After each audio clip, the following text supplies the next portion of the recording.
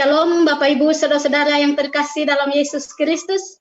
Berjumpa dengan saya Pendeta Oce Marlince Seo, Sarjana Teologi dari Gemit Oinaunu Klasis Amabia Veto Timur, dan para hamba Tuhan dari denominasi gereja yang berbeda dalam ibadah Pray for City Online atau doa bagi daerah secara online daerah Bali dan Nusa Tenggara.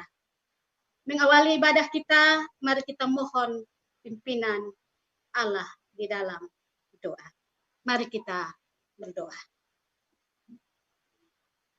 Bapa kami yang di surga, Bapa, di dalam nama Tuhan Yesus Kristus, kami mengundang Engkau oleh kuasa Roh Kudus-Mu hadir dengan kasih-Mu dan melawat kami dengan firman-Mu. Di dalam nama Tuhan Yesus kami berdoa. Amin.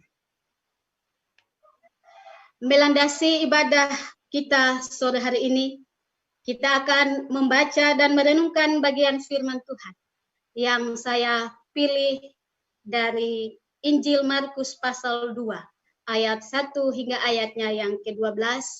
Saya akan membacakan ayatnya yang ke-10 hingga ayatnya yang ke-12 bagi kita semua. Tetapi supaya kamu tahu bahwa di dunia ini anak manusia berkuasa mengampuni dosa.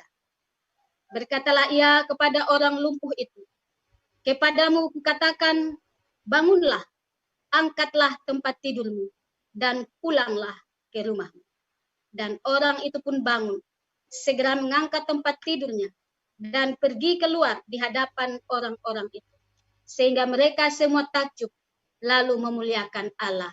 Katanya, yang begini belum pernah kita lihat. Yang berbahagia adalah setiap kita yang menerima firman Tuhan, menyambutnya dengan sukacita, dan menerapkan firman itu dalam hidup kita hari lepas hari. Haleluya. Bapak Ibu Saudara yang terkasih dalam Yesus Kristus, Injil Markus mulai mencatat pelayanan Yesus dengan mencatat bahwa Yesus memulai pekerjaannya sebagai pembuat mujizat atau melakukan kesembuhan ilahi. Kita bisa lihat itu di pasalnya yang pertama, ayat 21 sampai ayat 28.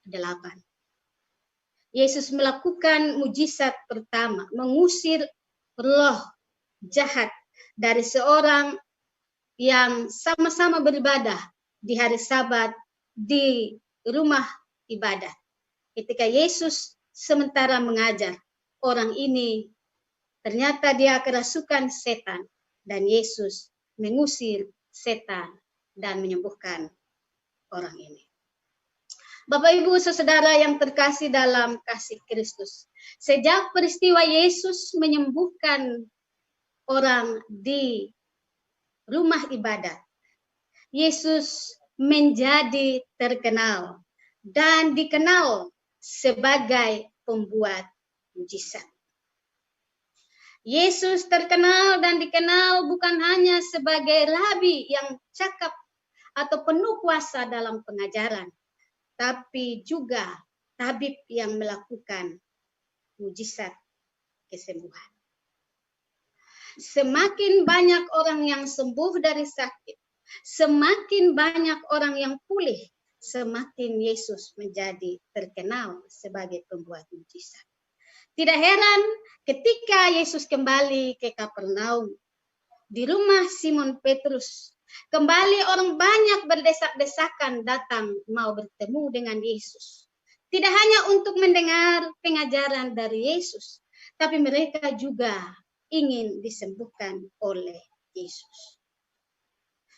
Oleh karena itu ketika 4 orang ini membawa orang lumpuh datang ketemu dengan Yesus, mereka sampai di rumah Simon Petrus, rumah penuh sesak, tidak ada lagi kesempatan untuk bisa membawa orang lumpuh ini bertemu dengan Yesus. Yesus yang penuh kasih, tidak pernah merasa terganggu dengan orang banyak yang punya motivasi keliru dalam mencari Yesus. Yesus dengan penuh sukacita menerima setiap mereka yang mencari Dia. Sehingga di antara mereka ada yang datang dengan motivasi yang benar, ada yang datang dengan motivasi ingin melihat keajaiban itu. Di antaranya adalah orang Farisi dan ahli-ahli Taurat. Bapak Ibu Saudara yang terkasih dalam kasih Kristus. Teks kita menyatakan kepada kita bahwa Yesus sendiri di ayat yang kelima memproklamirkan siapa dirinya, memproklamirkan identitasnya, bahwa dia bukan hanya seorang rabi dan seorang pembuat mujizat, tetapi dia adalah Tuhan dan Juru Selamat yang menebus manusia dari dosa dan pelanggaran. Saudara-saudari yang terkasih dalam kasih Kristus, orang sakit membutuhkan tabib, orang berdosa membutuhkan Juru Selamat. Dan itu ada pada pribadi Tuhan Yesus. Saudara yang terkasih, teks kita juga mengingatkan kita bahwa pemulihan terbesar dari Tuhan bukanlah ketika kita sembuh dari sakit kita. Tapi pemulihan terbesar dari kita adalah ketika kita ditebus oleh Sang Juru Selamat. Allah mengasihi kita dengan kasih yang agung. Kita bisa lihat itu dalam Injil Yohanes pasal 3 ayat 16. Kasih yang kekal itu membuat anaknya yang tunggal menjadi manusia dalam pribadi Yesus. Membawa jawaban atas segala kebutuhan manusia. Yesus hadir tidak hanya untuk memenuhi kebutuhan jasmani manusia, menyembuhkan sakit penyakit, memberi makan bagi yang lapar. Lebih daripada itu, kehadiran Yesus di tengah-tengah dunia ini untuk memenuhi kebutuhan rohani manusia. Apa itu kebutuhan rohani manusia? Kebutuhan rohani manusia adalah ditebus dari dosa. Sehingga kita melihat dalam teks kita, mengawali penyembuhan ilahi, Yesus menyatakan pengampunan dosa bagi orang lumpuh. Bapak, Ibu, Saudara-saudari yang terkasih dalam Yesus Kristus. Kita dalam pergumulan pandemik virus corona. Mari kita melihat dampak dari virus corona ini. Kalau kita melihat secara Alkitab, kata sesuai dengan teks kita, maka sakit penyakit apapun itu termasuk virus corona bukanlah masalah serius. Masalah serius adalah ketika kita terus hidup dalam dosa dan menyebarkan virus-virus dosa bagi sesama kita. Kalau kita ada virus di HP, di laptop, pasti dengan segala upaya kita berusaha untuk membersihkannya dengan smadaf, menginstal, menrestart HP atau laptop kita. Bagaimana dengan virus dosa yang ada di sekitar kita? Kalau laptop, HP, kita ada upaya untuk memperbaiki, memperbaharui. Kalau virus corona kita berusaha untuk menyembuhkannya dengan berbagai upaya, termasuk dengan berjemur di bawah terik matahari, dan banyak tindakan yang kita lakukan. Bagaimana dengan dosa kita?